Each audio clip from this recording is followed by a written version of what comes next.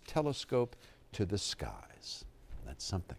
Tonight, an exclusive Action News investigation looks into the popular app Snapchat and how it may have played a role in a crash that killed 3 young women. Investigative reporter Wendy Saltzman is here with that story.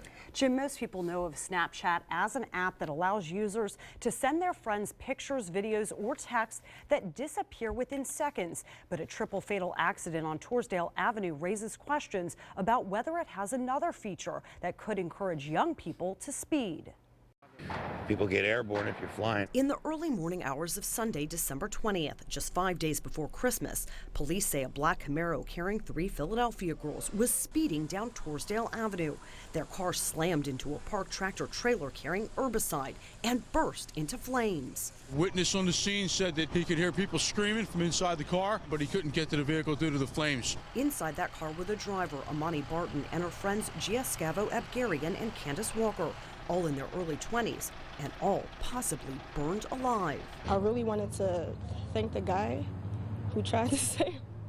But what prompted the driver to apparently break the speed limits? New evidence uncovered by Action News points to the possibility an app exploding in popularity may have played a role. She was a big fan of Snapchat. She would go on and check in from where she was at. According to several sources, including Gia's uncle, Jimmy Abgarian, that fatal night, Gia posted several Snapchats documenting their whereabouts. Apparently it showed them at a bar earlier in the day. Then it showed them at a house party.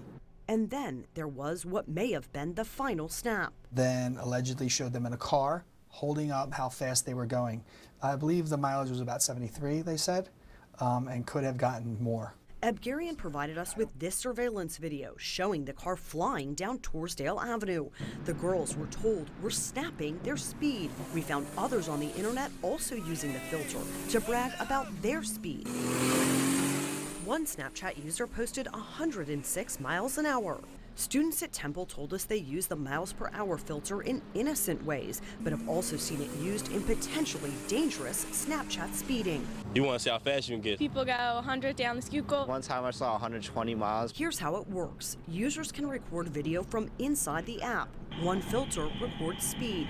The problem is because snaps automatically disappear, there's no way for the family to prove what Gia sent. Her phone was destroyed in the fire.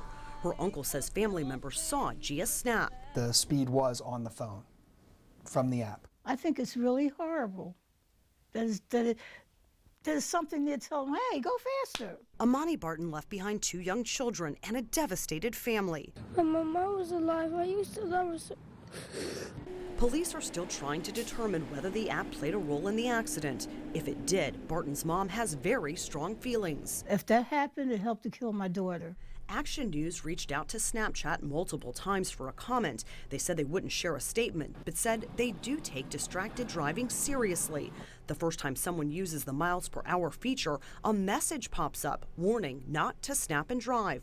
Gia's uncle's opinion? I would fix it. I wouldn't no comment. I wouldn't not say anything. I would try and fix it. The attorneys for Gia's family plan to subpoena that video from Snapchat. The Philadelphia Police Accident Investigation Unit has yet to release their findings of an official cause of the crash, although speed was initially stated as a factor. All right, Wendy. Tough stuff.